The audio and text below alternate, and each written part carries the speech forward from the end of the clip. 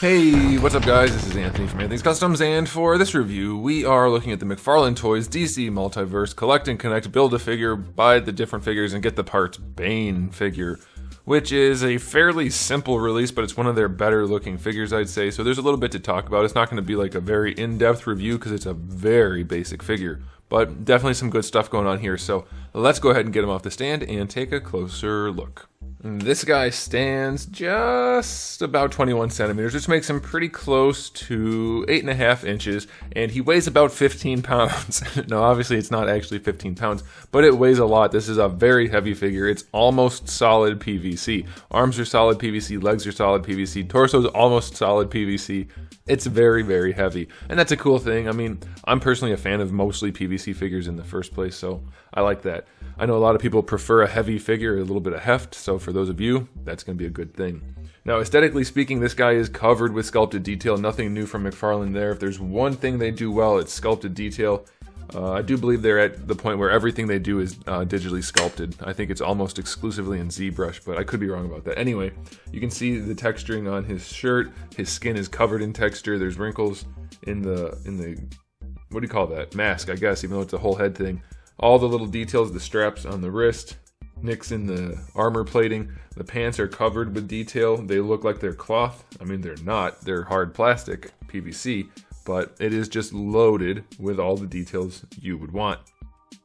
Not every little single thing is painted, obviously, but I think that's reasonable. I mean, he does have paint for all of his skin, and it looks very good. Could it be more consistent? Probably. I don't know if you're going to be able to tell, but this arm up here is missing a lot of that beigeish dry brush, just from like this part to here, but you know, that's going to vary from figure to figure, so no big deal there. And then yeah, we do get some dry brushing here and there, and the different colors are painted cleanly, like the green for the Venom canisters, and it's Venom, right? Is it called Venom? Am I losing my mind?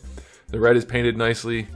Yeah, we could have more paint, but that's almost always the case. It looks really good. Sculpt is good, paints are good, it matches the character design well. And so I'm pretty happy with it. I think you guys will be too from the aesthetic standpoint. I'm going to give it a 9.5 out of 10. It looks just like it should. Now, as far as accessories go, unless you're going to count Scarecrow, he doesn't have any, so 0 out of 10. And I'll have a photo of Scarecrow with him at the end, but otherwise you're going to have to see the review for Scarecrow to see them together, because Scarecrow is a standalone release, not just an accessory. Okay, let's go ahead and talk about Articulation. It is a double ball peg, and I was looking at it when I was putting it together. I was thinking this is going to have decent range, but the way they've done it, it has virtually none. Now he's tall, so he's not going to probably have to look up for most poses, but he can't, and that's all the down he can do. Side to side, you get your rotation at an angle, and can you lean? Not really, just ever so slightly, and there's really no reason for it because there should be tons of range on that, and instead there's not. You can see how they sculpted it. Well, let me raise the camera up just a bit. Professionalism. So you can see the way they sculpted it, it's not in line. You want to have your cavity in line with the neck axis. So for this, you have to lean the ball peg all the way forward in order to get the head on it, because of the way it's sculpted. So if you lean the ball peg all the way forward and then peg the head in, it can't go anywhere. So that's the problem. You want to have this cut out at like a 45-degree angle, because that's where the head would be. You see? So if they had done that properly, you'd get tons of range out of the head. And as it is, you can't go anywhere with the head. So it can't lean back, and it's already leaning forward. Very disappointing. Obviously, it's not a huge deal because it's just Bane's little tiny peanut head, but there's no reason for it. It could have been better. For the shoulders, it's a ball peg that goes in. You're not going to get any range out of the ball itself. These arms are basically statue arms, other than the hinge. The hinge works nicely. That's very good. Better than horizontal. Can't complain about that. Very happy about that.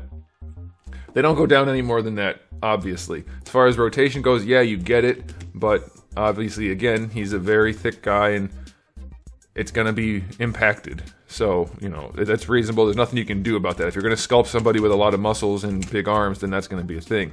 We'll talk about the hands falling off in a second. For the elbow, it's a single-jointed elbow, and you get almost 90 degrees out of it, so I think that's reasonable for someone this big. They did a good job with it. It's well hidden, it's well sculpted. No complaints there. There is no bicep swivel, but you do get to rotate out of the arm, out of the elbow a little bit. This guy's not going to be in any dynamic poses. You'll get enough posability out of these joints that I think it's fine. I think it was the right choice to go with more limited articulation for somebody this chunky. Now the hands, it's kind of a strange peg they decided to use. only because it's very hard to get in. I don't have a hairdryer on me right now because it's packed up, and I cannot get the hand to go in all the way. I'm going to have to use some warm water, but I didn't have time to do that and dry it off and everything for the review. But just using my man strength, I could not get the hands in. Or, now this is the thing, or they are going in because they look like they're in all the way.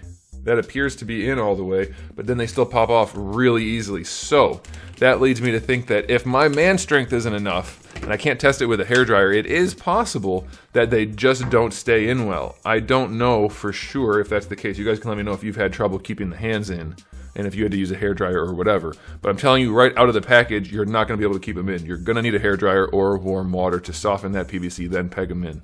So just be aware of that. The hands do come out very easily as it comes out of the package. So the hands do have a peg, obviously, and a hinge. So that's pretty much standard. You're not going to get much range out of them because of the way the wrists are done, but that's fine. Torso, you get your rotation. It technically can lean, but it really can't. Like there's nowhere to go.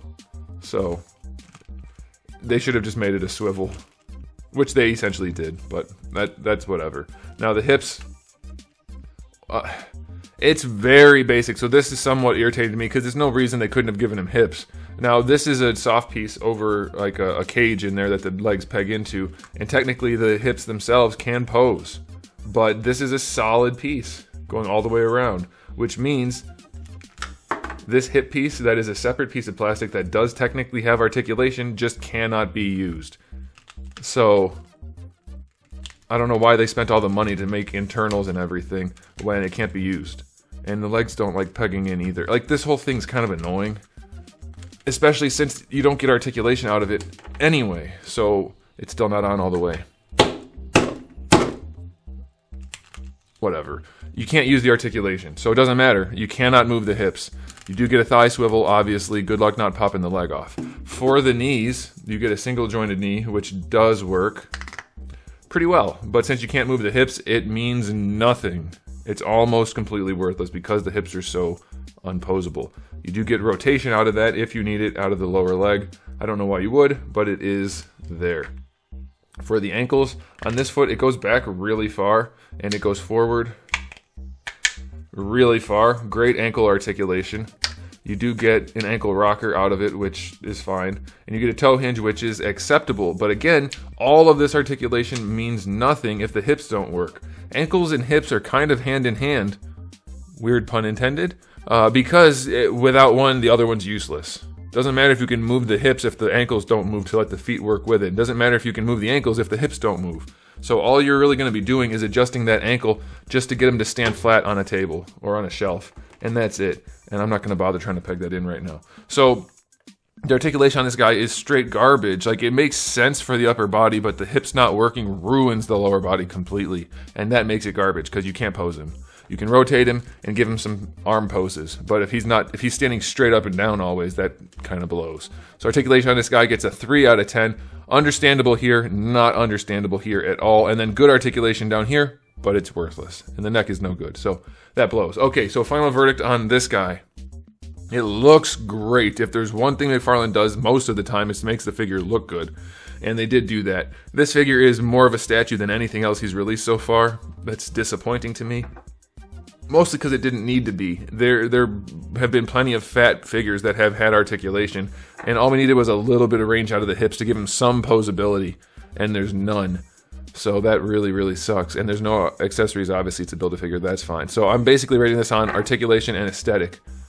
Your rating might vary depending on what you're looking for, but since this is technically an action figure, I have to say, because of the lack of hip articulation, it's only going to get a 6 out of 10 from me. It looks great, and you can favor looks to articulation, that's fine as a company, but you have to at least include the essentials, and not being able to pose the hips means this guy is a statue, more than anything else the company has released, meaning to be an action figure. So that's my take on it. You guys let me know how you feel about it. I know we didn't do a question of the day so far, so I'll ask it right now.